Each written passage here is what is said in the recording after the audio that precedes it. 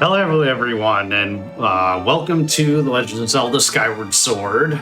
This is a run that has evolved a ton in the past several years and should be really exciting. So I will let my commentator, YourAverageLink, introduce himself. Hi, my name is YourAverageLink. I have been running this game for about 4.5 years now. I think that's right. There's definitely a lot that's changed since I started running the game, and I'm very excited to commentate here with 64, show off what any percent is like these days. Yep.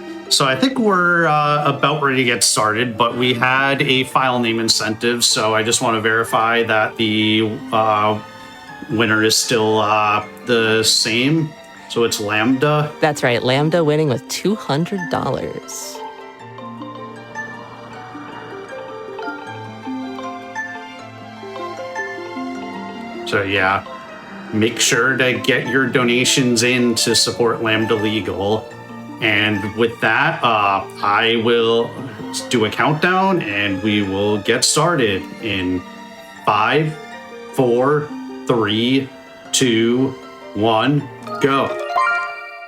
So right off the bat, we're going to be able to skip the introductory cutscenes as well as like most cutscenes because we are playing in hero mode. And hero mode offers us a bunch of advantages like skipping cutscenes. And the primary thing with hero mode is that we're going to be taking double damage, which, because of the nature of this speedrun, is actually going to turn out to be an advantage. And once we get the Goddess Sword, we're also going to have an enhanced Skyward Strike, which is the same as the Skyward Strike in at the end of the game in normal mode. Yeah. So you'll notice I talked to that NPC there, and that is not required in a casual playthrough, but it's going to be useful to set a memory value later. Yeah, essentially this. So, yeah. This is essentially as like the first sort of foray into a hero mode. I guess besides Ocarina of Time 3 Master Quest, it's essentially a New Game Plus version. So while it is on paper more challenging, there are a lot of benefits for the speedrun that we'll end up seeing. Yeah, so I guess you can talk about Remlet Jump that's coming up. Yeah, so another thing that you are not required to do, but the game kind of softly encourages you to do it because I'm very nice there, because you should be an upstanding citizen and you should save this rimlet that's up here on the roof of the academy.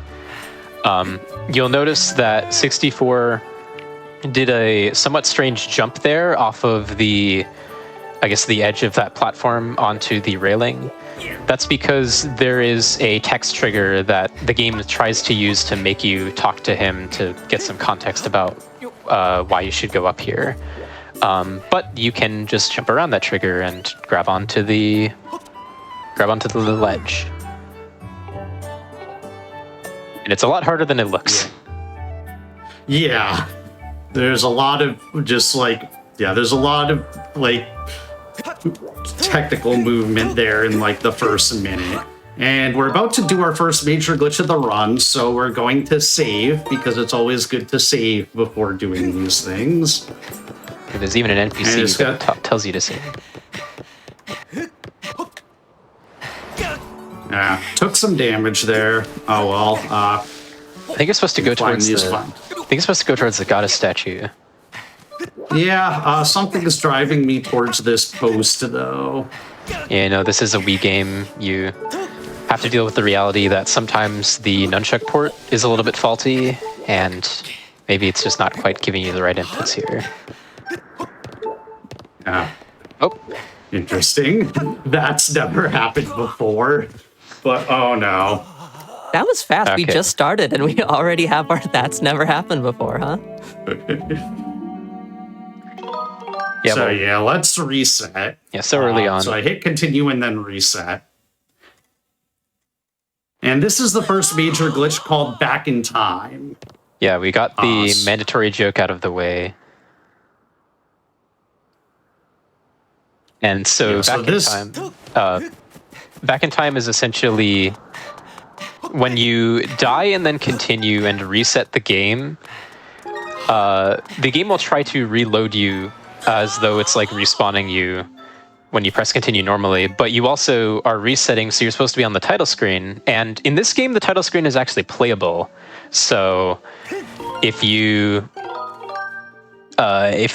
reset as you continue, you are now playable on the title screen. And in this game, that unlocks a lot of useful mechanics, since you're able to walk around, you're able to interact with your files while moving, and we'll see 64 do one specific thing in this instance of Back in Time. Yeah, so the goddess statue is normally not open right off the bat, but on the title screen state of Skyloft it is. So we're going to take advantage of that. So right now I just got the goddess sword. You couldn't really see me charge it behind file 1, but I did charge the goddess sword. We're not going to be able to keep that beyond outside of Back in Time, because basically everything that happens in Back in Time, for the most part, stays in Back in Time, except for the very last thing that I do. Yeah, it'll be necessary to pick up the goddess sword so that we can strike this crest, which brings up the tablet, the sort of area where you place in the tablet, and you actually are always able to place in the Emerald Tablet. There's a cutscene that 64 skipped that would have shown you getting the Emerald Tablet, but the game doesn't really check for that, so all we need is to have that area available. Yeah, so here I'm going to start my file just after a camera change here. And now I did a technique called reverse bit magic, where the flag for having the Farron pillar was set, and I applied it onto my file. Yeah, suffice to say that any action that you do just after starting your file will be applied to whatever file you just started and wherever it is saved. It happens in this case because having the Farron pillar open is what's called a story flag. That means that it's accessible no matter where you are, because both the Sky and Skyloft need to know that for visual purposes, for example. In that case, it means that we will, at least in a few moments here, we will see the Farron pillar is open and the tablet is placed here. For a few cases later on, that might not necessarily be the case, but we'll see here that tablet is there, which means the trick was performed successfully. Yep, so so you saw the tablet in there, and then we're going to be heading towards Groose now. So as soon as I leave the goddess statue, the game's going to just throw us right into the cutscene trigger for meeting Zelda for the first time. And then we're going to have to meet Groose. And so we're doing a little bit of normal story. So I guess if Yao, you can talk a little bit about stamina management. Yeah, so essentially in this game, unlike Breath of the Wild and Tears of the Kingdom, the stamina works a little bit differently, where it doesn't drain at a uniform rate, where when you get down to the last quarter of your stamina and it starts beeping at you, it'll actually drain at half the normal rate. However, it'll always recharge at the same normal rate. So that means that unless you're doing some movement that's so short that you can make it there on a full stamina bar anyway, the optimal way to move is to go down to almost empty on the stamina meter and then only wait for it to refill 1/4 of the way, and then just continue using that until you get to your destination. Okay, so we're going to enter this house over here. And again, this is to set a value in memory later. So Hyrina, Byrina. Yeah. And maybe we can get a $5 donation train of people saying hi to Rina. Yeah, essentially in this game, because of how Back in Time works, there will be a lot of things that look pretty innocuous, but they will be important later, so make sure you're paying attention. Yeah, so here we're about to enter Waterfall Cave, so we have maybe time for a couple messages or donations. Absolutely. First of all, as a quick update, we are now 55% of the way on that glitch exhibition, thanks to donations like this $100 we got from Louis, who says, let's see some glitches, also trans rights. Chat, I have a question for you. We're playing Zelda. I'm curious what your favorite Legend of Zelda game is. There is a correct answer, and there are a lot of wrong ones. So I'm curious how many of you passed that test. Tell me in the donations your favorite Zelda game. I'm deeply curious.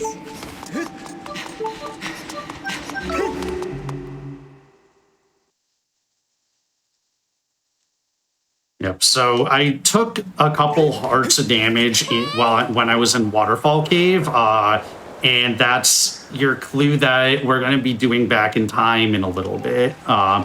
But first, we're gonna have this conversation with Zelda. Yeah, that'll be a bit of. Then, oh, sorry. Go ahead. Yeah, I was just gonna say, and then I'm going to actually save and quit the game, and I'm gonna copy my file. Yeah, and now, you can go ahead. Yeah, so that'll be kind of a common theme because back in time is so useful. It'll be fastest to be at low health so that we can quickly die to access back in time. And the save and quit here is because we will be doing something that requires us to be able to sort of get back to this point where we're specifically just past the Waterfall Cave and haven't saved the Loftwing yet. And having a backup file will be important. Yeah, so basically for the next trick, we're going to want to have a file that has the Loftwing rescued and a file that doesn't have the Loftwing rescued. And then, this cage break can be kind of tricky. So this game relies heavily on motion controls. And so I'm playing with a Wii Remote and Nunchuck, and this game heavily uses motion controls. So there's a lot of things that are motion inputs. And then one of the other awkward things about the cage break specifically is that there's those barrels nearby. And oftentimes, if there's something like a barrel or a bomb or something like that nearby, and you try to slash forward, Link will go and slash towards the barrel instead. Because the game's trying to be helpful and say, like, you clearly want to slash this thing, but sometimes it can be kind of annoying. In this tutorial, there's not too much special. I like to try to see if I can bonk into Zelda, which I just did. But coming up after this, there's going to be a save prompt. And then out of that save prompt, I'm going to be trying to side hop out of the cutscene trigger, and I have 2 frames to do it. Yeah, whenever there's a save prompt, there's 2 frames to do a miscellaneous input, but only when you're at the save prompt the first time. And very nice. And so I side hopped out of that. There is a kind of funny backup if we fail it. It costs a bunch of time, but basically in that area with the Loftwing, I can actually make it so that the barrel runs over Link in order to use that to perform back in time, but it's significantly slower. So this is one of the more complicated instances of back in time, even though it doesn't really take that long. Essentially, the goal of this is to have a file that, as I mentioned before, is saved just before the saving the Loftwing for the first time. But it is also a file that we're able to sort of load into the sky. And it happens that if you start a file that is a blank hero mode file specifically, and then enter a loading zone, you will end up in that loading zone with your new file. But in this case, because of a trick that 64 did at the statue by opening the splash screen and then saving, this file is not a blank hero mode file, but instead has the data of file 3, which is the lowest file that has something. So you'll see that the Farron pillar is open, and he has the goddess sword. And that is essentially the goal of what we're doing here, because this text trigger specifically grants the ability to dive off of the loftwing. I suppose this is a safety measure in case you somehow avoided the other trigger that gives you this flag, which is on Skyloft. But now he has to get back to the waterfall cave because, if you remember, this has the details from file 3, which has not actually saved the loftwing yet. And it's important that that actually happens. So by just dying using the squay, since the last area that this file was saved at was after the waterfall cave, that's where you'll respawn. Yep. And then I'm gonna actually head back into the waterfall cave here, and I'm gonna aggro these keys. Now, this is not the strat that I would go for in a PB attempt, but for marathon safety, because we're eventually going to be heading to Skyview Temple, and there's one very dangerous trick I have to do at the start of Skyview, and being on 4 hearts gives me a little bit of marathon safety here. So now he has to save the loftwing again, because this was saved before this has actually happened. But now, after all that preparation, we have what we wanted. We have a file that can dive off the loftwing, but is still in the loftwing tutorial. And so far, our 2 instances of Back in Time have been restricted to being on Skyloft. But you can, if you have the right means available to you in Back in Time, you can go to other places. The problem is they're not all very friendly, and it turns out that only specifically the Loftwing tutorial is accessible in Back in Time without crashing the game. So it's important that we're able to enter Back in Time in this state, and so if we just have a file that's in this state and is also able to dive off the loftwing, because that'll be important, then we're good. Diving off the loftwing we'll also see is important here because there are boundaries in this loftwing tutorial that are supposed to prevent you from flying anywhere you want. But they only apply to the loftwing, they don't apply to Link himself. So what 64 is trying to do here is to get enough height and then just dive off the loftwing, and as long as you're off the loftwing, you are free from whatever bounds checking the game does, and you can just enter the Farron Pillar. Yeah, so I think, now we have time for 1 donation. Perfect. We have $10 here from B, who says, Skyward Sword is my favorite Zelda game because it contains the item check girl, aka Patrice, who also happens to be the character who made me realize I like girls. I'm sure that's the wrong answer, but it's the truth. B, that's the wrong answer for me, but that is the right answer for you. Hell yeah. Also, as a quick update, we have a bid war open for sparing or killing the thirsty grunt in Halo Combat Evolved, so please give that a look. Yep, so we're landing here on the surface. This is actually not like the standard state of sealed grounds that you're supposed to get to the first time. Normally there's a fence that gates you in, but because we got here not through normal means, that is missing, and that allows us to quickly die here, and then we're gonna activate Back in Time again. And this is probably another equally complicated Back in Time that I will have Yell explain. All right, so essentially what we're trying to do is get to the first dungeon, because there's really no way around that. We have to complete Skyview and complete Earth Temple because we specifically want to get to Lanayru. And so the goal of our setup thus far, besides being able to just leave Skyloft in Back in Time, has been to set up our files in such a way that we can enter the Skyview Temple directly without ever having to do the rest of the first part of Farron.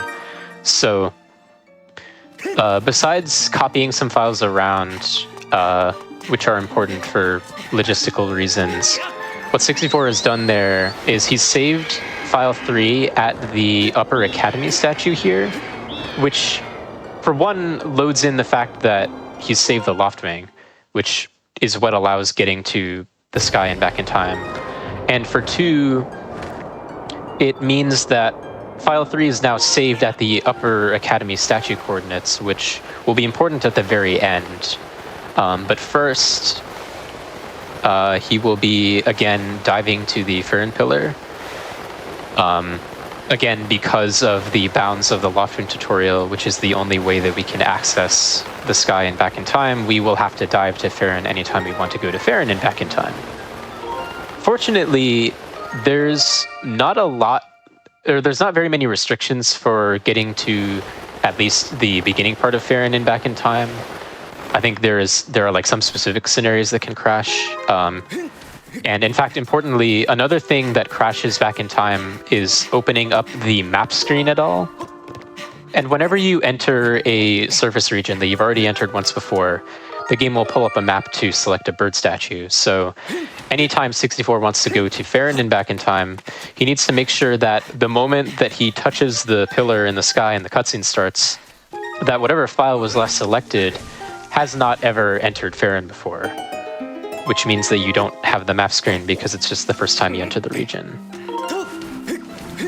Quick update, we are 61% of the way to that glitch exhibition. Great work, chat. Keep up the great pace. Yeah, if you like what you're seeing, here, there's a lot to be covered in this game.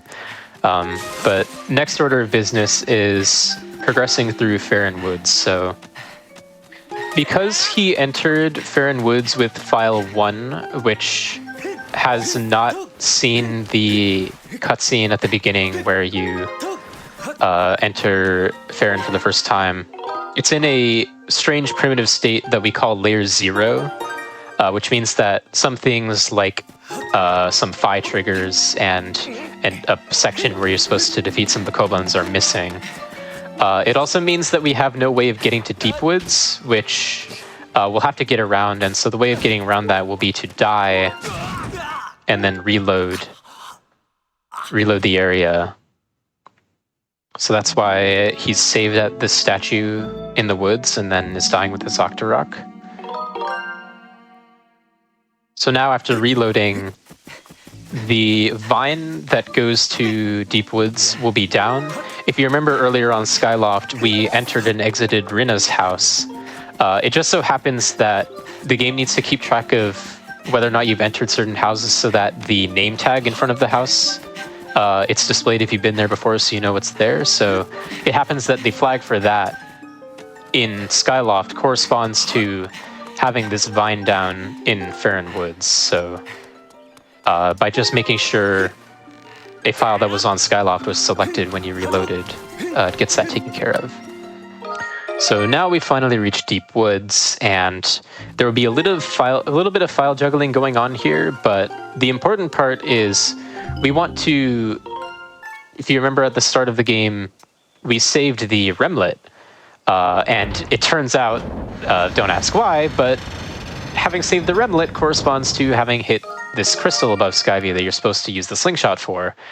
And so now, if you just start your file and then skip the cutscene, you will end up in the dungeon. And at the start of this back in time, we saved at the Upper Academy statue, which means that we entered the dungeon with the coordinates of where we were saved at that statue, which happens to be quite far into this dungeon. So we skip all of the puzzle solving, some of which we can't even do without any items. So it's very fortunate that it works out this way. Yeah, as a note, we will not be getting any items in this game, or in this speedrun, because, because we skipped the slingshot, we actually cannot get any of the other items, because the game tries to pull out the item wheel when you get an item, and if we don't have it, it just causes the game to soft lock. Do I have time for some updates and donations? Sure. All right. Well, first off, look at that donation total, 33K. I'm gay. Wonderful. We're also 63% of the way to that glitch exhibition. And we have some donations of people who are telling us their favorite Legend of Zelda games. We have Gadrak here with $10 saying, my favorite Legend of Zelda game is Link's Awakening. It's the first one I played and still holds up so well.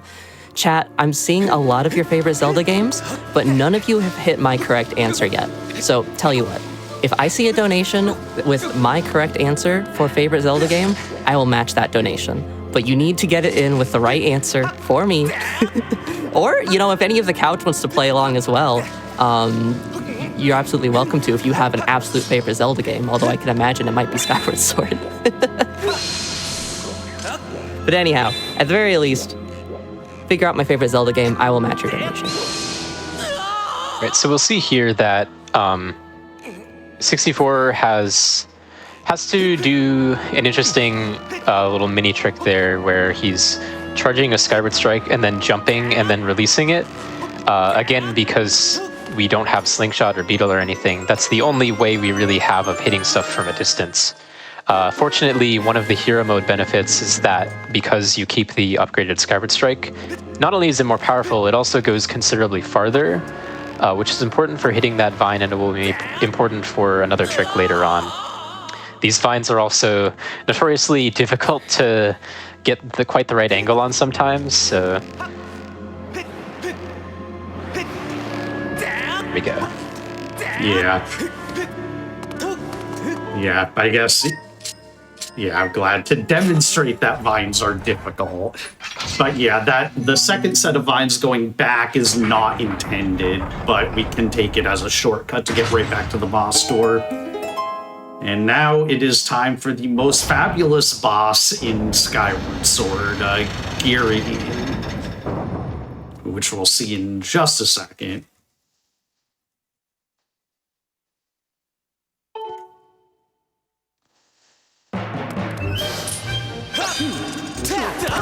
And this is game's probably first difficult sword fight, although it's not my intention to demonstrate that.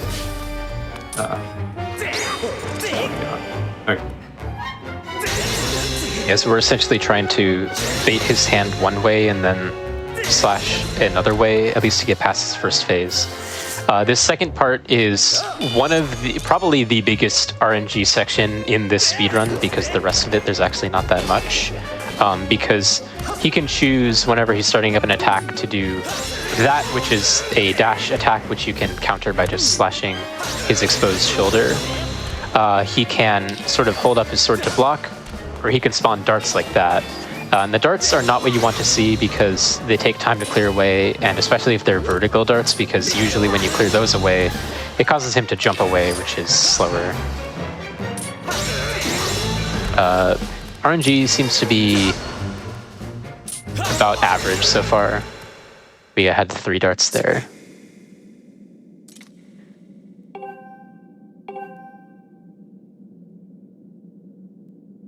Yeah, so with that, that's Girahim defeated. And I think we maybe have time for 2 donations. All right, we have $5 here from Venla Vaccine Queen, who says, my favorite Zelda game is Nintendo Land. While that is not what I was thinking of, you are so real for that. Extremely underrated.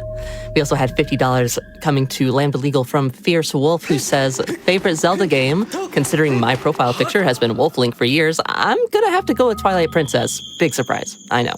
But they're all great. Less than 3. Let's see some glitches, y'all. And speaking of glitches, we are 64% of the way to that exhibition incentive. Thank you so much, everyone.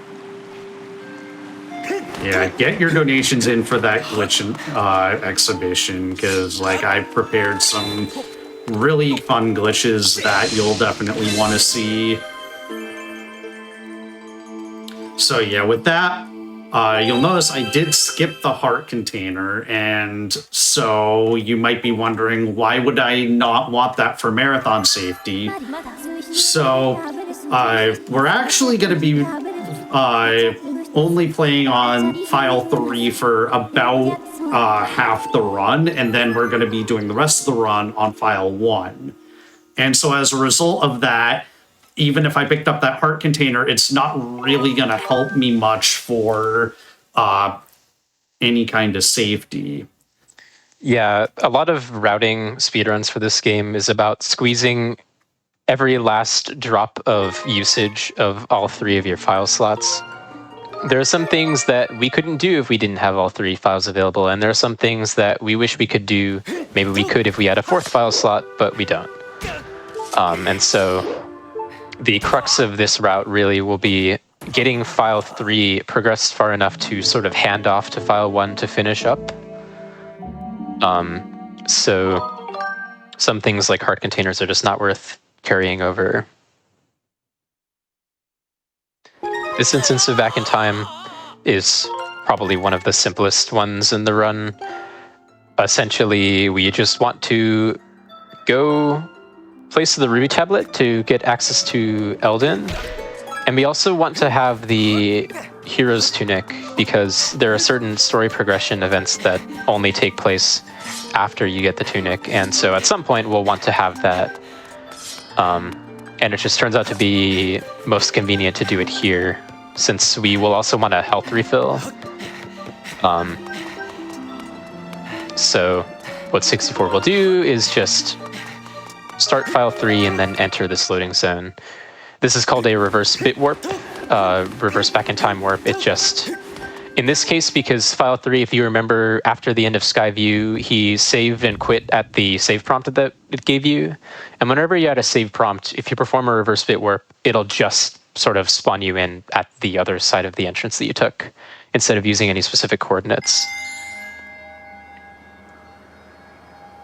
And we'll see another interesting instance of Back in Time in a little bit. Yeah.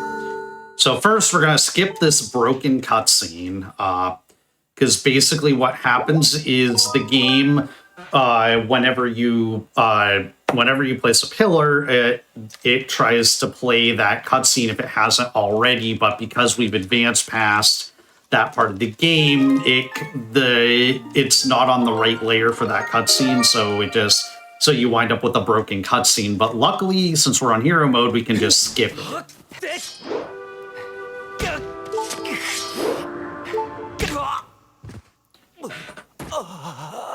File 2 is conveniently positioned to allow for activating Back in Time here.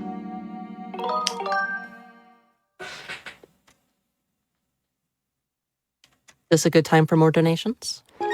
Sure, yeah, go ahead. All right, we have $50 from Isaac, who says, let's go 64 and let's hit that glitch goal. I also wanted to point out, though, with that $50 donation, that is exactly enough to be entered to win all of our day prizes. Check those out at gdq.gg/prizes. And if any of them look compelling to you, you can get entered to win that while at the same time supporting our glitch incentive, which, as I was talking, hits 70% of the way. We just got to get 30% more through the rest of the run. I know we can do it, but we probably have to pick up the pace a bit because we're already a third of the way there, and we were pretty far in at the start of the run. So let's see it, chat. So once again, 64 is entering the sky and Back in Time, and in fact going to Farron. Not necessarily because there is a flag we want to set here or a place we want to go. In fact, there is a useful coordinate we want to access. For Skyview Temple, it just happened to be convenient that the Upper Academy statue was most of the way through the dungeon.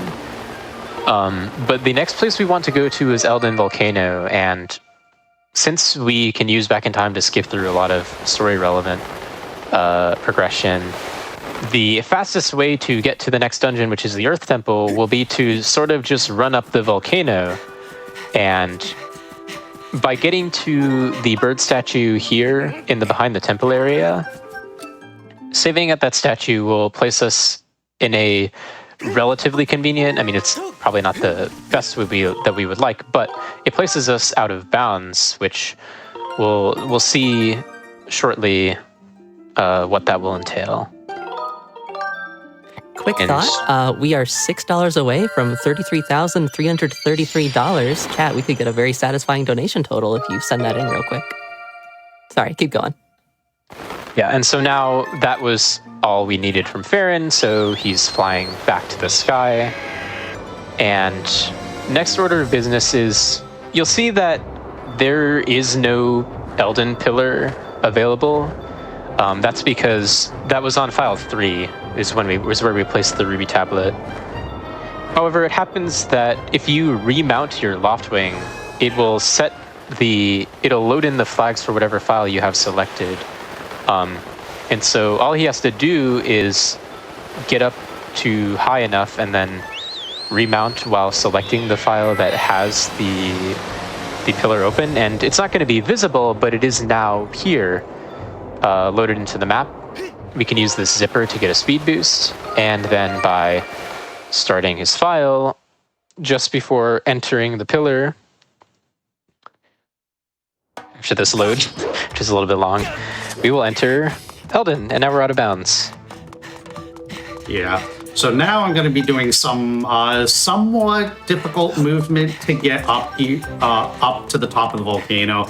Like, this part is not difficult, but there will be a difficult stretch up ahead where I kind of have to watch my stamina, and I'm going to be kind of running at an angle towards and for some reason that basically pushes Link forward more, as I'm going to demonstrate here. They didn't really have to put collision over here, but they did, and it's good that that decision was made. Yeah, so I probably have time for a donation or two. All right. Nice. Well, first off, just wanted to update. We are now 85% of the way to that glitch exhibition, only $23 away from $34,000 raised for Lambda Legal. Absolutely incredible.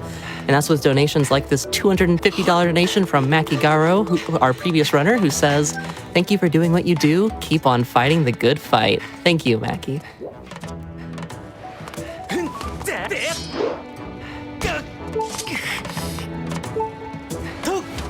All right. So now he has safely exited the out of bounds area and is saved at this statue. And, well, you already know what's coming next. Yeah.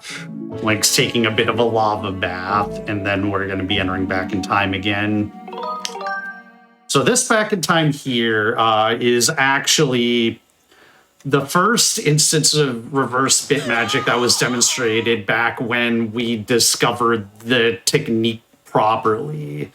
There were a couple things before this that are technically reverse bit magic, but were not really understood to be reverse bit magic before that point.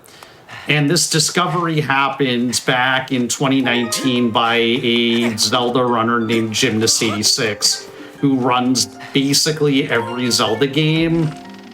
And he was just kind of messing around a bit with a memory viewer because he was trying to do some tutorials, and he just came to the realization that this technique was possible, and it completely revolutionized this speedrun. So the core technique is the same as what we saw at the beginning that was opening up the Farron pillar, but because this action of pushing this gravestone is specific to Skyloft, it means that by transferring it with reverse bit magic, instead of opening the gravestone, it'll do whatever the corresponding action is on Elden Volcano, which is opening up the Earth Temple entrance, which means no need to go dig up key pieces or anything. Which, good thing, because we don't have any digging bits. Okay.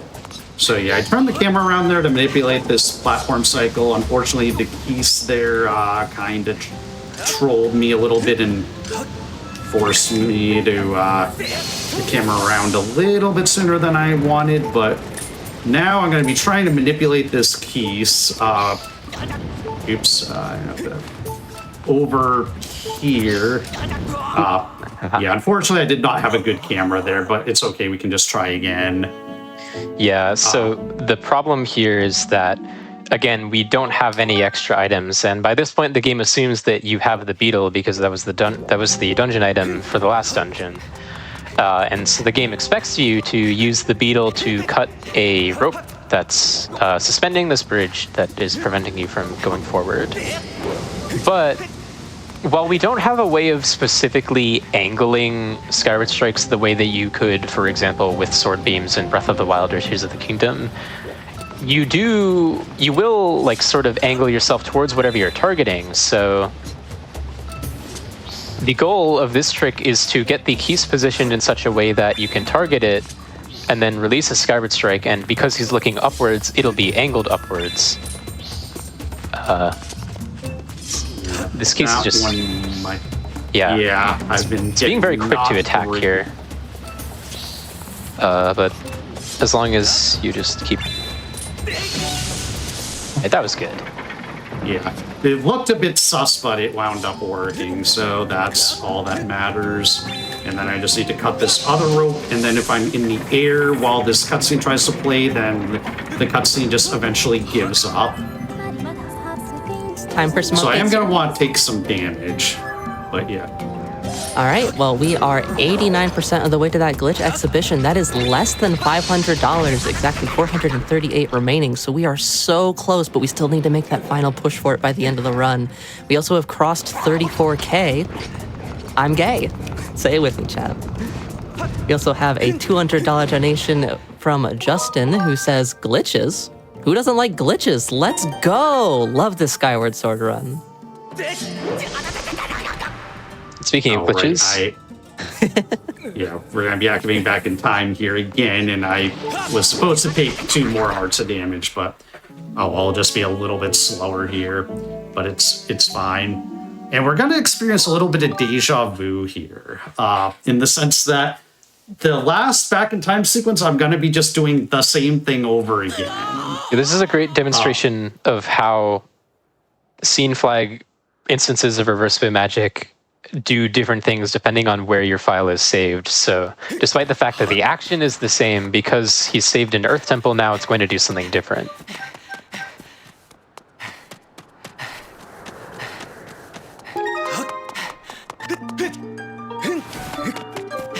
If you wanted to continue.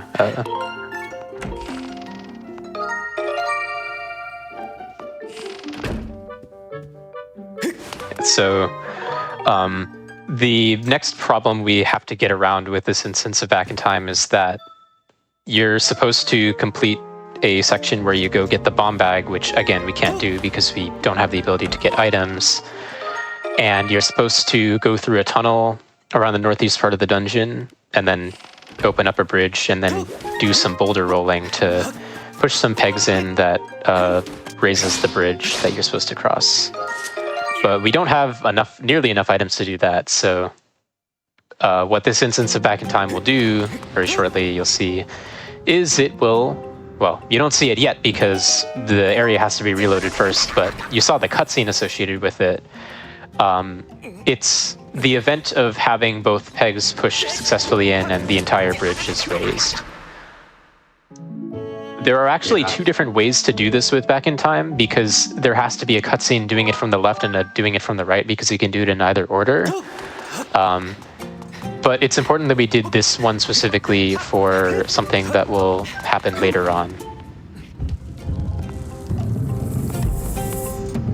Yeah, so this back half of the dungeon, there's now these couple of slopes that I need to climb up. This first one is relatively straightforward. There's a little alcove here that I can rest and regain stamina to make it the rest of the way up.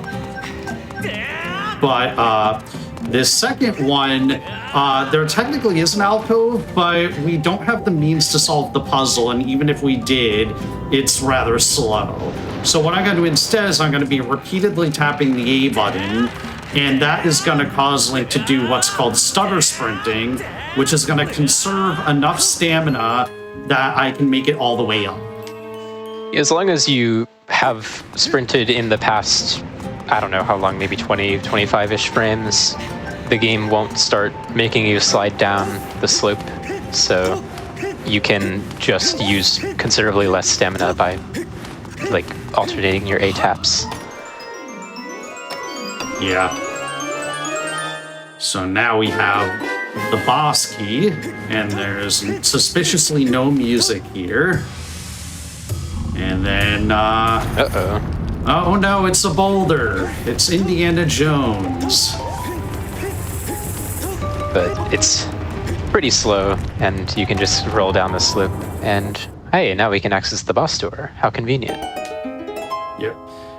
Then we're going to do a save for marathon safety, and we probably have like a minute and a half, 2 minutes for donations. Perfect. We have a very special one here. Ellipsis sent in $550 to Lambda Legal saying, "This donation is to honor all of our incredible volunteers. It was such a pleasure working with you all to put on this event. Thank you to our social media team, donations and head donation screeners, pre-flight and tech checking teams, chat moderators, and host judges. Games Done Queer would not be possible without all of your hard work." Thank you so much, Ellipsis. We also had a $50 donation from Tarvis, who says, "I myself am not a member of the community, but feel I am a strong supporter in every way I can be.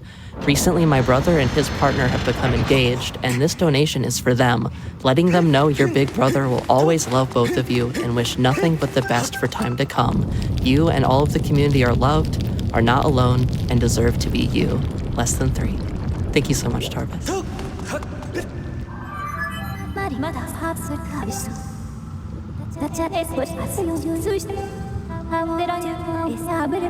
Time for maybe one more.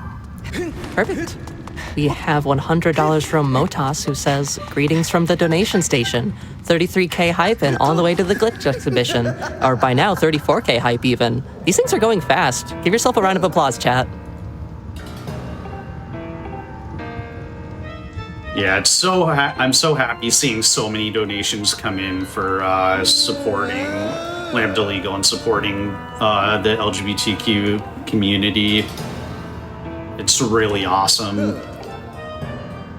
But yeah, so here we're about to start the second boss fight, and I'll have Yal talk about it. Okay, so I know I'm beginning to sound like a broken record, but we have a problem in that we don't have the items to do things the intended way, at least. So you're supposed to use the bomb bag and do it kind of King Dodongo style from Ocarina of Time. But fortunately, the game provides bomb flowers to refill with at the top of the arena. That's like a mechanic added in this game where you can pick up bombs from bomb flowers to refill your bomb bag. And we can, if we're patient enough at least, we can use those to our advantage in the absence of a bomb bag. So essentially, it is a little bit difficult to... ooh, that was close. Yeah. It's a little bit difficult to sort of to get sometimes because sometimes he runs faster for longer. But essentially, we are just waiting for him to go up to where the bomb flowers are, and then we can just roll one down the slope, and it'll get there a little bit before it would normally explode. And another interesting thing that we see in speedruns is because we have the upgraded Skyward Strike, it is possible to complete this boss fight in just 3 cycles because the Skyward Strike is just that much more powerful than the normal sword. And there we go, very nice. So yeah, the first 2 times we have to roll bombs down at the right time, and the 3rd time he sort of becomes enraged and gets up all the way, and we kind of just have to wait for him to hit one of the bombs at the top. But fortunately, because of how we handled the first 2 phases of the fight, his eye is able to be hit with a Skyward Strike before before you are normally supposed to, where you make him vulnerable by throwing a bomb in, like just before he starts inhaling, essentially. And that's how he was able to do the last cycle. And we're again skipping the heart container because not only is it not necessary, but in categories besides 100%, you wouldn't want to get it anyway because it is in the opposite direction of where you want to go. Yeah, and then the side hop that I did there is just purely for 100 swag points. Yeah, we just have to wait for the Skyward Strike to get there, so you can do whatever you want. Yeah. So Is now. one second. So just after this, I'm gonna at the save prompt, I'm gonna cancel that. I'm gonna re-enter the dungeon, and we've been talking about all these flags that we want to have set, and it turns out that there's a bunch of useful ones in Earth Temple after you beat it. So we're gonna save our file there, and then we're gonna be done with file 3. So go ahead. All right, thank you much.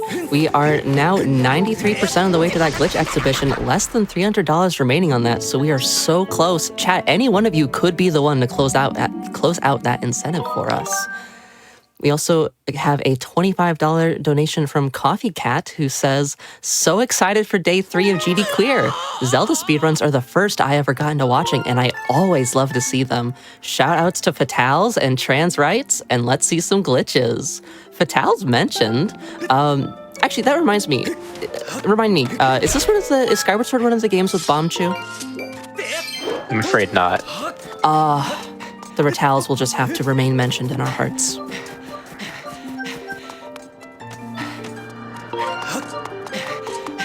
You have time for any more donations? Yeah, sure. We have time for one more. All right. We have $30 here from Topsy Cret Fox, who says, here's to a great cause. I had to wait until my favorite franchise was running. It was well worth the wait. 34K. Hype? Right. Yeah, so here... Yeah, go ahead. Oh, okay. So we're trying to, like we did at the beginning of the game with the Emerald Tablet, we're going to do the same with the Amber Tablet and the Linear Pillar. And then, because of the fact that we kind of have things desynced with the tablets, you'll notice, like, when Link inserted the Amber Tablet, it was invisible. But we're also going to be doing this RBM onto file 1. Yeah, remember file 1? That thing we haven't seen for like 30, 35 minutes? Well, it has the important property of being saved at a bird statue on the surface. You see, file 1 never got the ability to call the Loftwing, so if it were saved on Skyloft, for example, it would have no way of getting to the sky. And so we want to go to Lanayru, since we just opened up the pillar with reverse bit magic. We will see this cutscene that we saw earlier, just after the warp into the sky at the start. It's kind of unavoidable just because we're flying out of Farron, but now we just need to head to Lanayru. And Lanayru is, of course, the next area of the game after you complete Elden, but that's not even what we're interested in, necessarily. There is a specific late game area in Lanayru that we want to get to, so...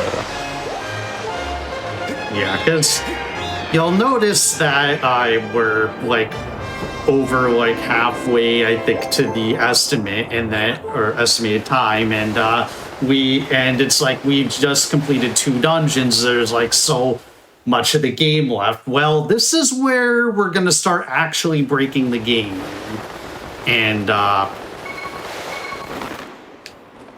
this is where all the exciting things happen. First order of business is to get past this section. We're not interested in the main desert at all.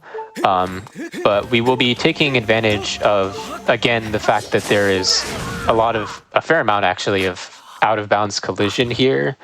So we can perform what's called a bit warp or back-in-time warp, which is one of the simpler back-in-time tricks, but we have not actually seen one in this category yet, or in this run yet, rather. But it's essentially whenever you are at a save statue, and you start your file and save at that statue at the same time, it will apply the coordinates of wherever that statue is to wherever you're saved.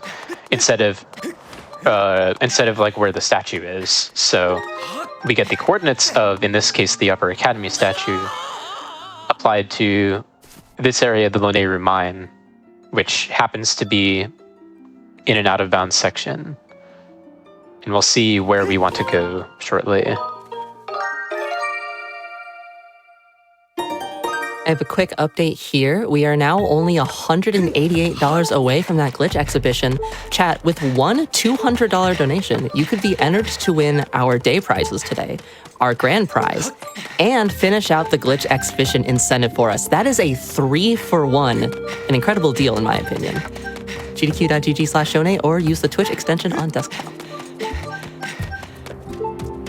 Yep, so we are very far out of bounds right now. And it's like we are kind of incredibly lucky that there is collision all the way out here, but it works out for us.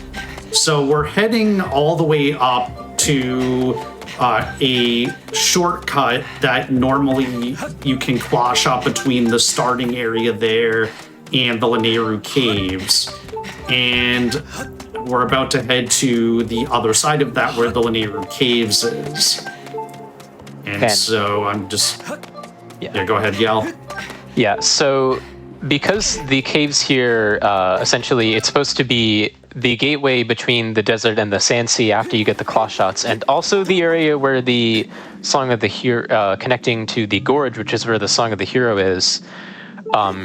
So the game has to sort of keep track of where you are in the story, which means that we have another instance of layer 0 where there's not anything there. Normally there's a Goron there blocking the path, but since we don't have claw shots yet, there is no such Goron, and we can enter the gorge way earlier than intended. And from this point forward, our goal will be essentially completing this portion of the Song of the Hero quest.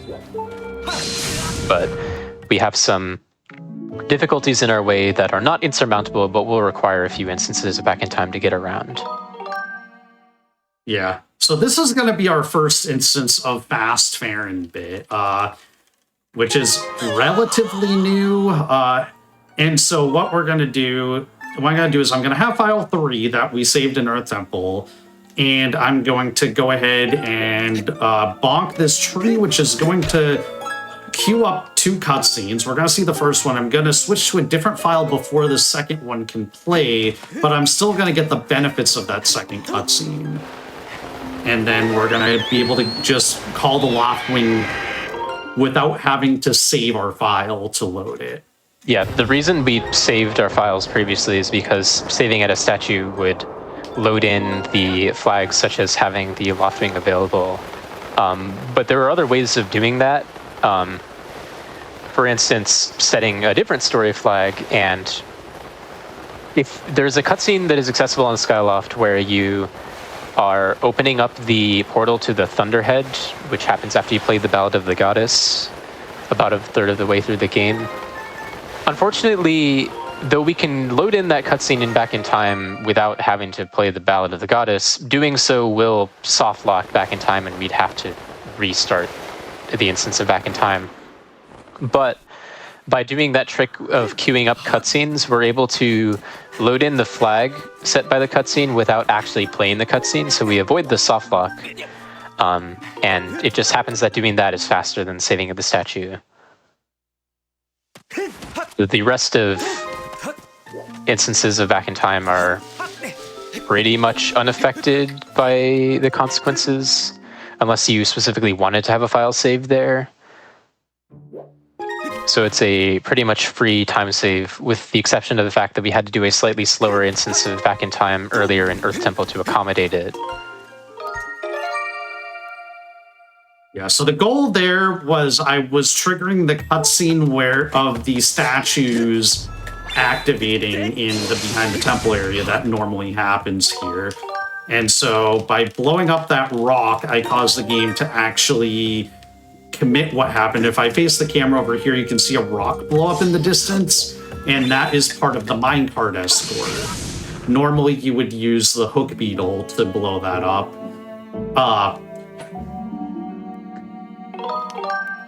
And so the next thing that we're going to be doing is we're going to be getting the minecart actually moving. And the first part of this back in time is going to be basically the same, so we have time for 1 or 2 donations. Perfect. The Pie Piper sent in $150 saying, Link says, Kya, kya, hya, pa, hyet, which translates to trans rights are human rights. Thank you, the Pie Piper. And we are also only $138 away from that glitch exhibition. That's 96% of the way there. We are so close. I know we can cross this incentive any moment now, chat. You just gotta lock in and close it out. I believe in you.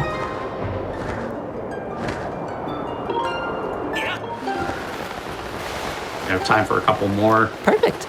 We have $100 from Ration Dragoness, who says, let's see those glitches.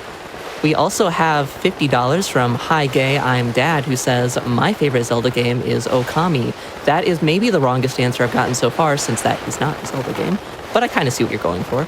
And that's also a reminder, my offer to match a donation guessing my favorite Zelda game is still on the table. I believe we had guesses for Skyward Sword, Twilight Princess, Okami, apparently. But no one hit my nail on the head yet, so feel free to give that a shot in the donations, and I will match your donation if you hit my favorite Zelda game.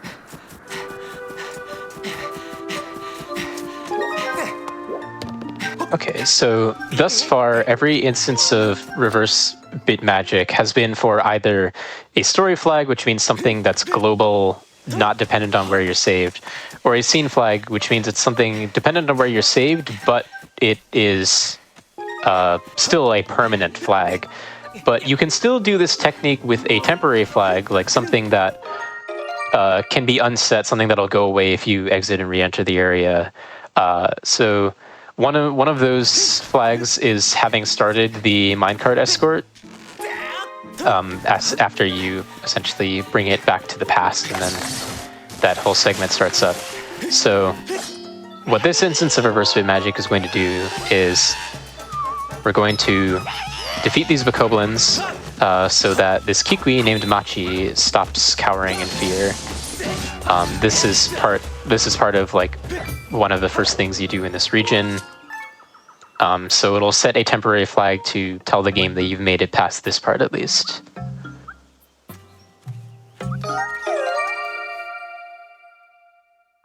Yeah, so after that first text box, and then I'm gonna go over here and I'm going to bonk this pillar and reveal a rupee that you probably never knew existed. A lot of the fun part of when we discovered all this was documenting all the flags, documenting all these hidden rupees all over the place, to figure out like what the best place is, or what the best things that we had for committing flags, which I don't know if we've talked about committing. We've mentioned it in passing. I think I mentioned it. Yeah.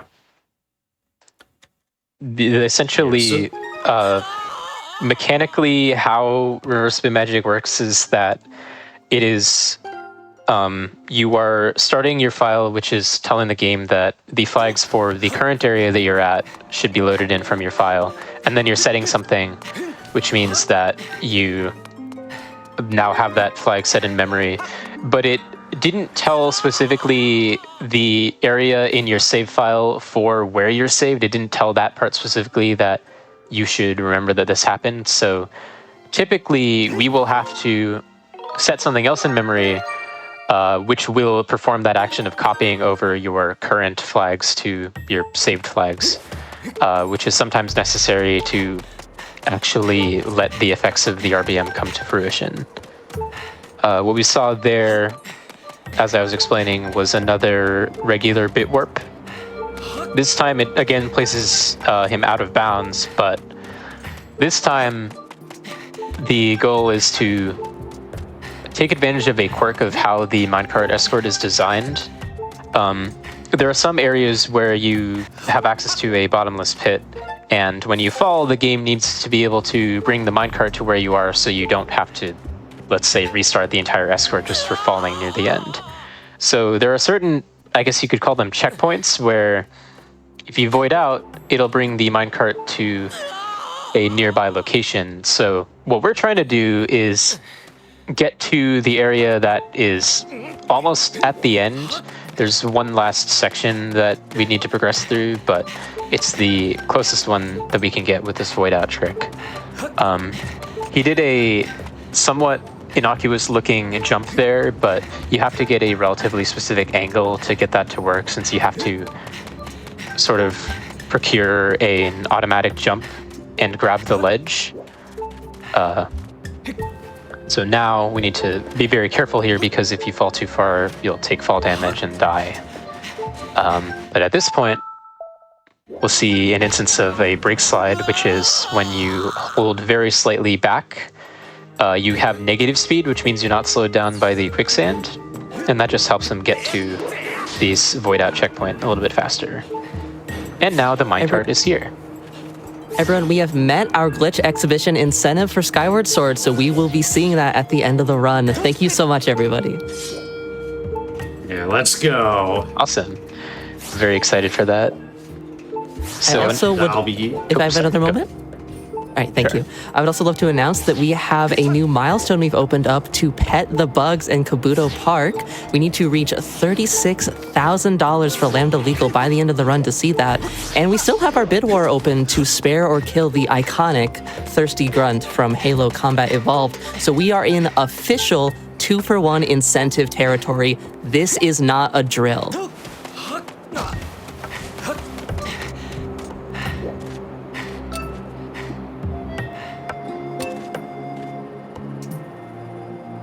So now I just need to wait for the minecart to snap into the center. So I'll see the screen shake when that happens. There's normally a cutscene associated with this, and there's normally like some Deku Babas in the way in that last section, but because we haven't done the part of the game that's supposed to set off the Song of the Hero, we have yet another instance of Layer 0, so there's stuff like that is missing. Importantly though, having that minecart set all the way in will tell the game that we're ready for the part where we're reviving the Thunder Dragon, which sets a different layer of this area, which means it was important that we did that so that we're actually able to properly revive the dragon. And you'll see why we're interested in getting the Thunder Dragon up to back up and operational.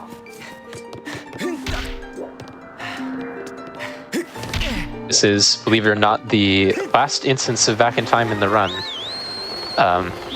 If you have been confused thus far, worry not. There's still one major glitch left at the end that doesn't involve Back in Time. And we'll hopefully get to explain that. Yep. So basically the whole point of this RBM, so we're going to be heading into Deep Woods.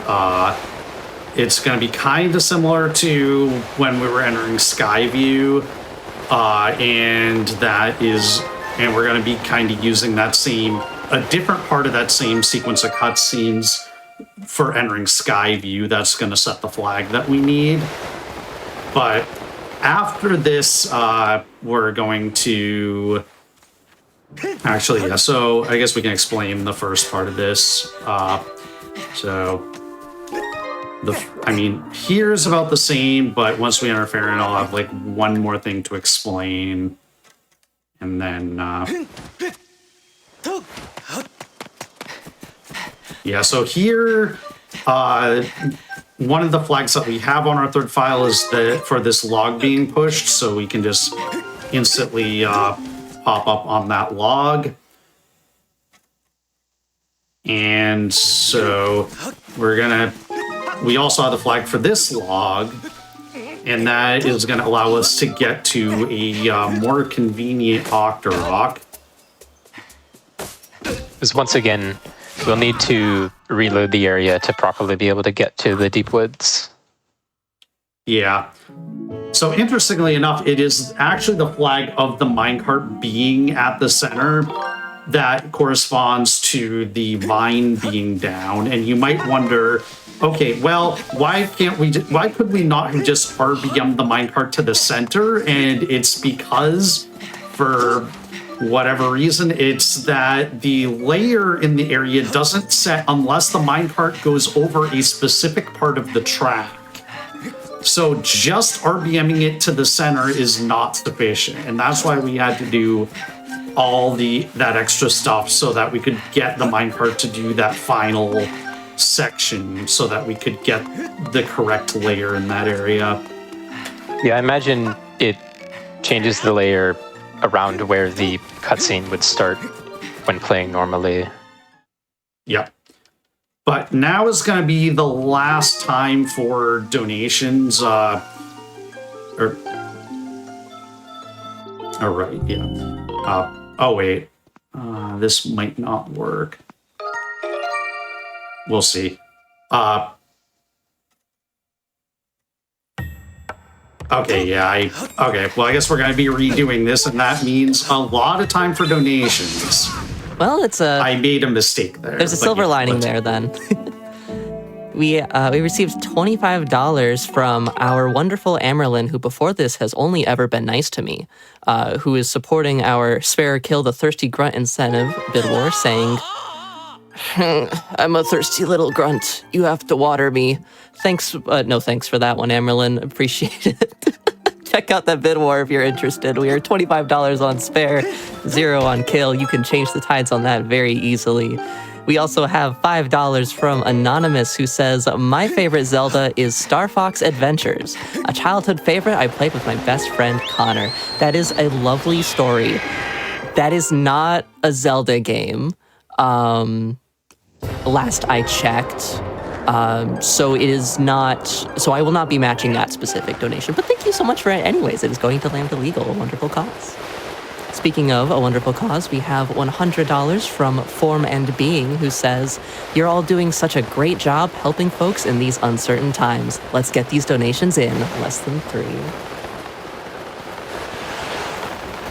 We still have time for donations? Yeah. All right, we have more $100 donations, like $100 from Eric S. with no comment, and $100 from Bezub D with no comment. And another $100 from Courtney Rail, who says, don't have a favorite Legend of Zelda game, but loving this run. Excellent commentary and gameplay. We totally need more, so let's hit that glitch exhibition, everyone. The 64-bit is going so fast and just killing it, so we don't have much time. Thanks to the GDQ staff and tech behind the scenes for making all this possible. Trans rights, HIV positive rights, and of course, queer rights. And lefts, wrongs, souths, norths, easts, and wests. Thank you so much, Courtney, for helping us reach that incentive. Like you were saying, it is incredible what this community is able to do when we put our minds to it. We also had $50 from Kay the Kitsune, who says trans rights less than 3, and got entered to win all of our day prizes with that $50 donation.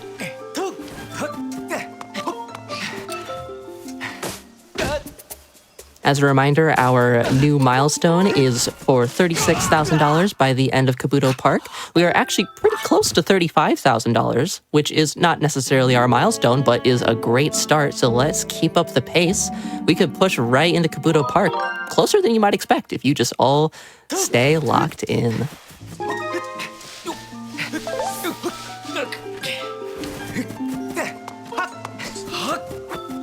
We still got time? Yeah. I love to hear it. There's $50 from Amy Rose and Alora with no comment. We have $5 from Railkun with no comment. $25 from Amy, who says, GD Queer hype. Good luck to everyone. Less than 3. We also had Takansi sending in $50 to Lambda Legal, saying, love that GDQ is putting on this event to support such a vital cause that's very close to my heart. Good luck to all of the incredible runners.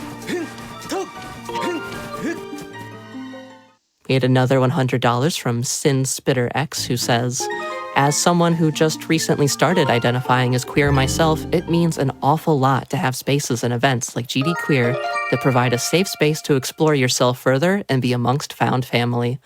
It's more important than ever to look out for each other and having each other's backs, so here's me doing my little part and contributing to that. Much love, Less than 3. Thank you so much. And that part you're doing is not as little as you are saying. That is $100 to Lambda Legal, who do incredible work. definitely do not downplay what you have accomplished today with that. Yeah. Okay, so yeah, so when I started my file there, I got some FI text, and that FI text corresponds to having found the part of the Song of the Hero in this area, and it also happens to spawn in the healed Thunder Dragon. And then I'll have Yell talk about early boss rush and what we're going to be doing here. So by having the Thunder Dragon healed, we're able to access the boss rush minigame, which allows you to refight bosses that, well, you're supposed to have already seen by this point, but of course we skipped past almost all of them. Importantly, since we're on hero mode, we also have access to all the bosses at the end of the game, so the Horde fight, the Gear Him 3 fight, and the Demise fight. Now, defeating Demise in the boss rush does not count as beating the game.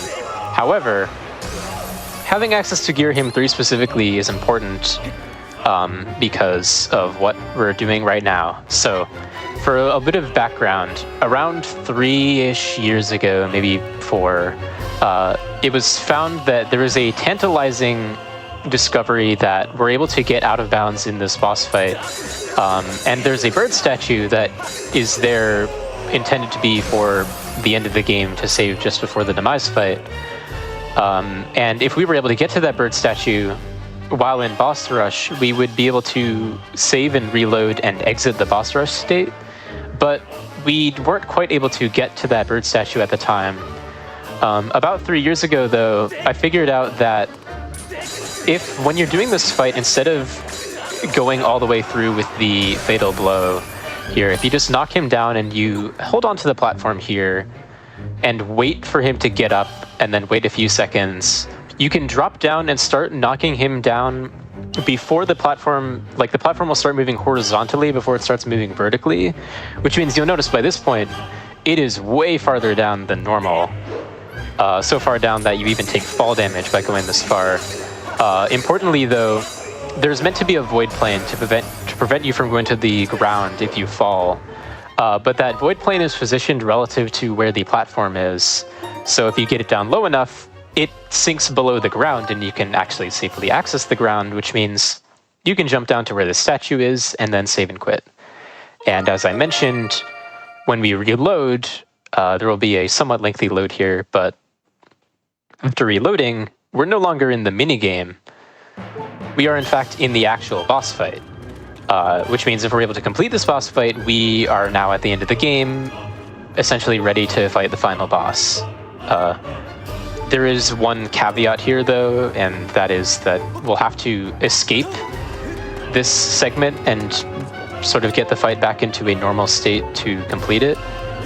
So we're just going to slide up this collision there, and then we'll take advantage of a sort of gap in the collision here on the walls, which this was part of the original discovery that made us interested in trying to find this.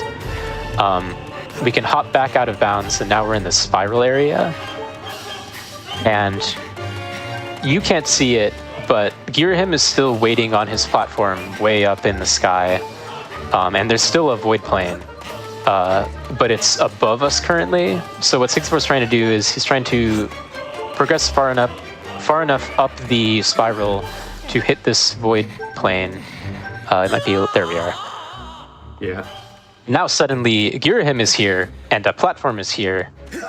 Now we need to be very careful because we have to make the game, like we can't get the game too angry at us. If we try to perform a fatal blow on Girahim while he's sort of sitting on the ground, the game will crash because it's not able to properly place a platform down. But if we knock him off the edge, it'll place a platform normally, and then because the fatal blow sort of adapts to however far away you are to properly make the jump happen, we can jump over the fence. And now, at this point, we're back in not quite normal since we're a little bit far away horizontally, but we're actually in the sky and not on the ground. And by just finishing up these phases here, 64 will be able to advance to the next phase of the fight. Very nice. Yeah. Now, importantly, I still only have the Goddess Sword. The game expects you to have the True Master Sword at this point. So this next phase is going to take a while. Yeah, the Goddess Sword is only 1/4 the strength of the Master Sword. So normally you only need to stab him about 7 times in this phase, which is now 28. So he's going to be doing a little bit of pause buffering. The intention is to give himself some leeway with the Skyward Strike here.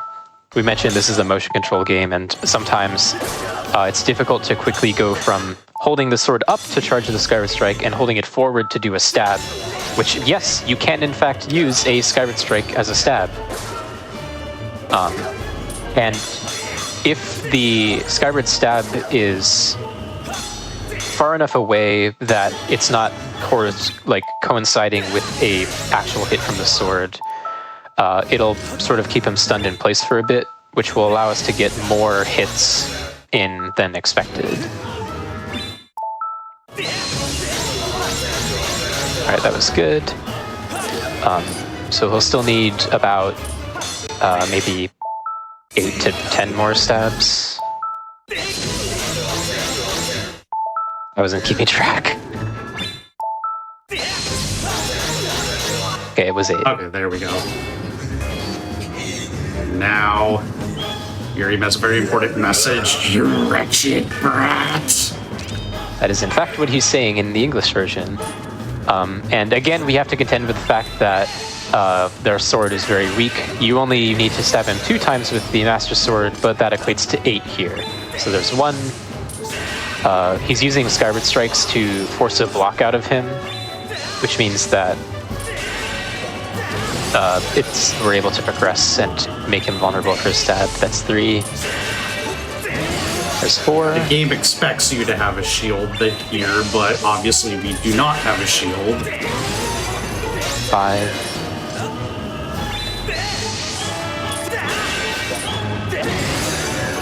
6. I actually managed an upspin there. Upspins are really awkward. 7. They always happen when you're not expecting them. And 8. Alright. Yep. So by this point, the hard part regarding having the Goddess Sword is over. Since the final boss fight doesn't really care about what sword you have. It's about how many hits you do, not about how much damage you deal. Yeah. You do, however, have to stand a little bit closer to Demise than you normally would because the sword is physically shorter. But yeah, this fight is scripted, so if I do the correct inputs, I should be able to just knock him down.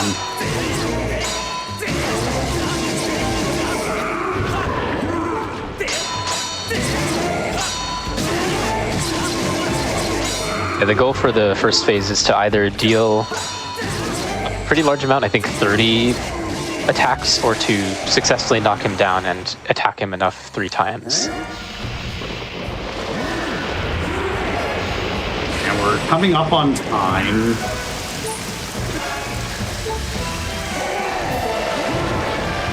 Whenever you backflip in this game, you get intangibility for almost the entire animation, so it might have looked pretty sketchy, but he's in no danger there. Just charge up a Skyward Strike, and GG. Time.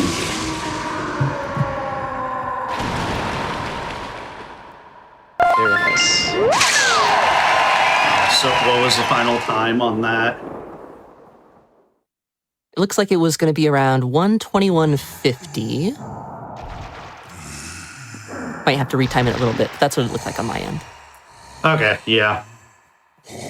For the fact that I made that one mistake on that last back in time segment, that probably lost me like 3 minutes. Like, yeah, yeah, I'm happy with that overall. Yeah, we got very good demonstration. You got key seat first try.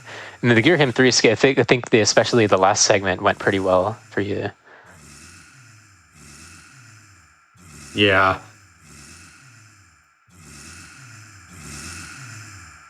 Yeah, I mean, there's a lot of this run that is more difficult than it can appear, and so yeah, there's a lot of different things that I was definitely nervous about, but it all went like pretty much everything that I was nervous about went well. So yeah, really happy with that.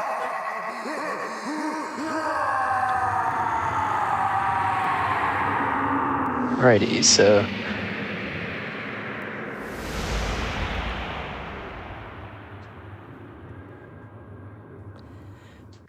all For a right, quick so update, sorry.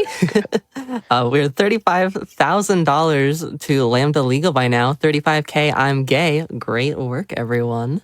We also have opened up a new incentive for Metroid Dread. That is $2,500 we need to hit to do the Crade's Inside Story skip.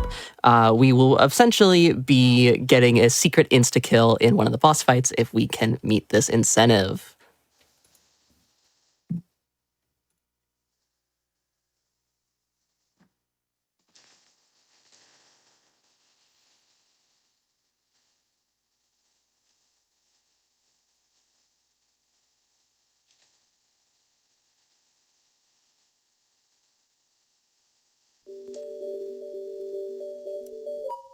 All right. Yeah, so we're just loading up the practice ISO for the game. Yeah, earlier this year, I sort of picked up a project started by fellow community member Zeldex, where based off of some recent reverse engineering accomplishments, we were able to set up drawing text to the screen, and by copying over some work that was done for the randomizer, we recently started creating a practice tool. You may have seen something similar for Wind Waker or Twilight Princess if you're involved in speedrunning those games. And they allow you to essentially load up some saves from different routes of this game, practice certain tricks, save and reload positions, stuff like that. Yep. So yeah, I think for the glitch exhibition, yeah, I'm ready to go ahead and start the timer with that. So if we're ready for that, then I'll give a countdown. Okay, so I guess I'll start my countdown now. 5, 4, 3, 2, 1, go. So yeah, so I got to go ahead and actually start demonstrating, like, one of the practice ROM features is that I can just, like, immediately go and enter back in time. And so the first thing I'm going to show off is another consequence of the early boss rush glitch that I did in the any% speedrun. So what I'm going to be actually doing is I'm going to be heading back towards Elden, because the early boss rush puts us into a partial Song of the Hero state. And so I'm going to actually save file 1 here, and those coordinates are going to be useful. And part of that partial Song of the Hero state is that if you just fly into the Elden Pillar normally, you will get put into Bokoblin Base. And Bokoblin Base is one of the Song of the Hero segments where your items get taken away and you have to go pick up your items again, and then after that you get that part of the Song of the Hero. But it's also very convenient for certain speedrun categories if we can just enter that with all our items. And so if we can skip the cutscene that normally happens, then we can just go ahead and enter Boko Base with all our items, which should happen right here. And so this is kind of this is the Boko Base map. It doesn't look like what you're quite familiar with because this is actually layer 0, which doesn't have the items on it. However, if I talk to this Sheikah Stone over here, this Sheikah Stone normally gives you hints about the game. I can close out of it, and then it's going to force me to layer 1, which is the main layer. that has the items on it. You can see all the Boko towers and everything here. So I'm gonna actually enable a couple other features here. So I'm going to, so there's all these like infinite sheets, but one of the other things I'm gonna enable is moon jump, which allows me to just let Link gain infinite height, and also I can make the text instant, because one thing that you probably noticed is that the text here is not as fast as it is in other Zelda games, and I didn't quite get the angle I was going for, but this should part of dealing with moon jump is the fact that sometimes, like, you'll notice he's doing a side hop because it sort of keeps your velocity mostly the same unless you start falling for too long. Because most other easier ways to control, you don't quite go as fast. Okay. Hold on. I went a little bit too far, but okay. Yeah. So, yeah, I'll just do this because basically I'm trying to get over to this fence here. Because there is one... Skyward Sword, normally bomb boosts aren't that useful, but there is in fact one useful bomb boost in Skyward Sword. And it's this fence here. And so basically, normally bomb boosts force you straight downwards, which means that they're not really all that useful. But I'll demonstrate getting one of the items here and just show that we can just get these items for free, essentially. Yeah, it doesn't matter that you didn't have them to begin with. The game will give them, well, not back to you, it'll just give them to you. Yep. And then normally the game expects you to whip this P-hat here, but I can do a little setup here and I can go get around it, and that's called P-hat skip. And so the 100% category goes here to basically get all the items that we can get from early from this area. And so that's the first thing that I wanted to show off. The next thing, I'm going to load another file here. And so this one is one that I discovered earlier this year when I was looking at a reroute of 100%. There was this idea to delay the sailcloth, and it's one of those things that kind of almost worked, but we had some routing issues I was looking into, and I just happened to figure out that a different way that we can do a technique called spiral charge tutorial skip.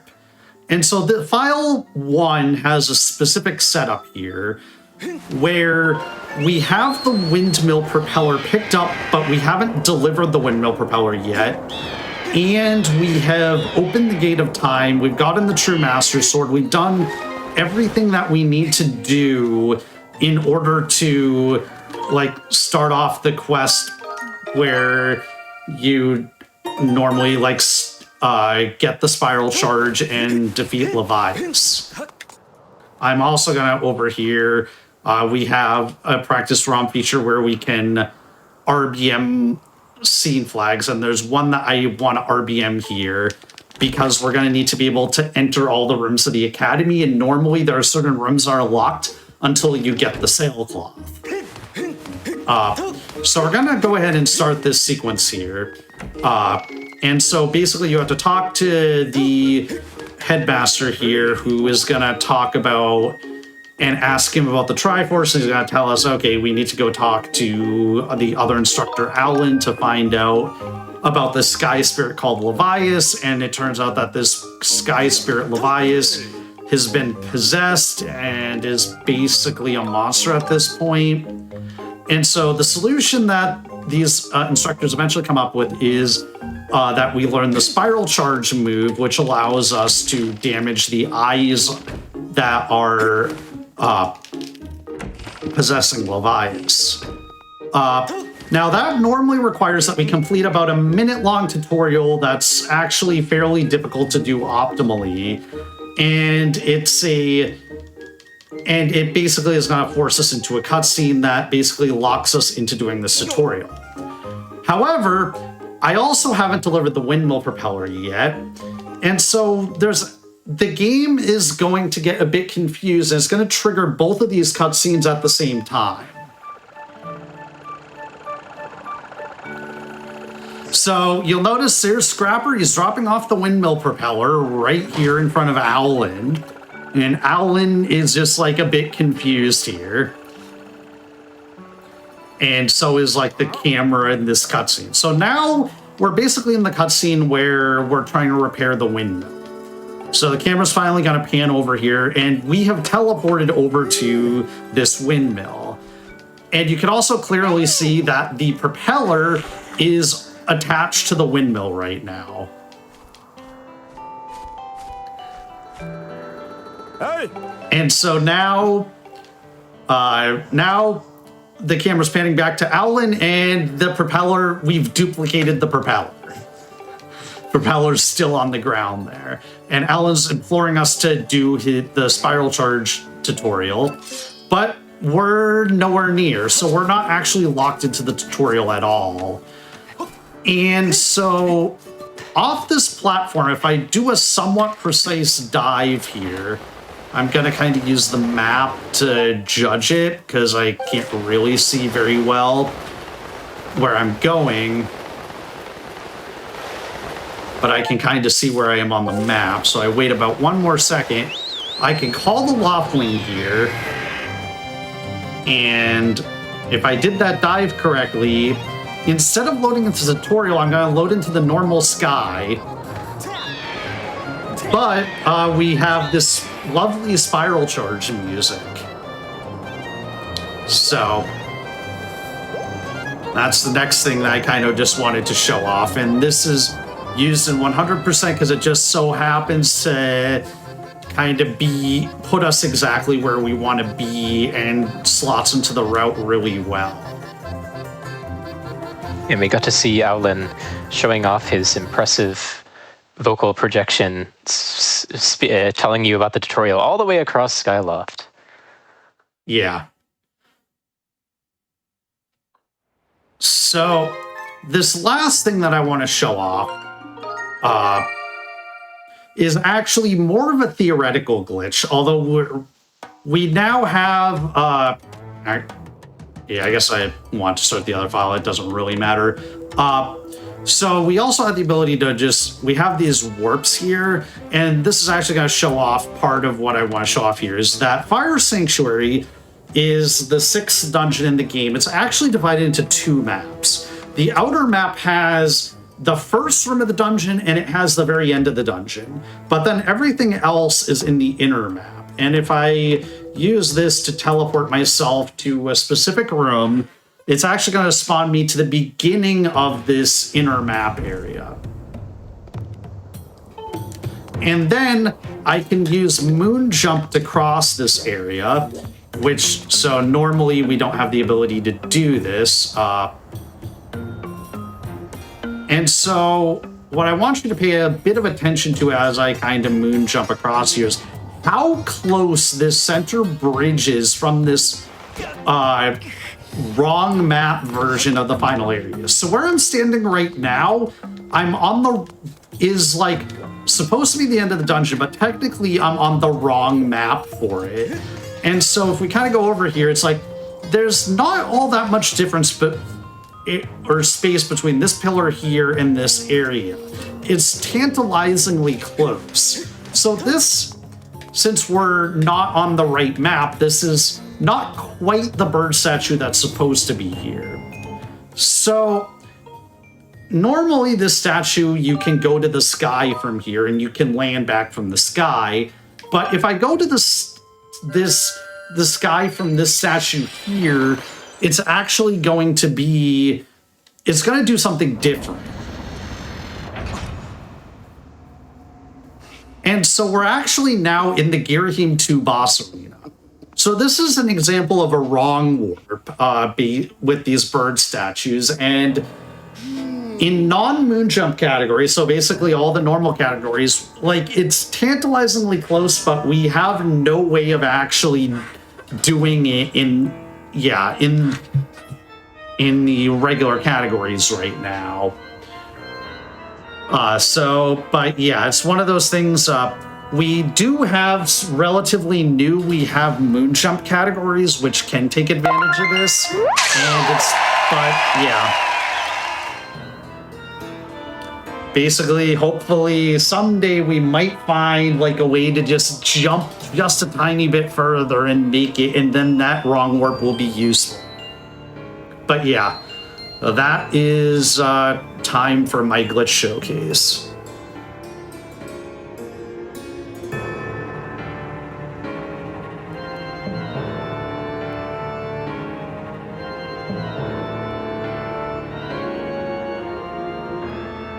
Yep, so I'm at twitch.tv/64bit_link, and yeah, I want to give a couple other shout outs to just community members in general. So Azer and Copernicus are like the main glitch hunters for this game. They've done a lot of work for this game in just helping out with finding glitches and everything, and making all the routes and everything.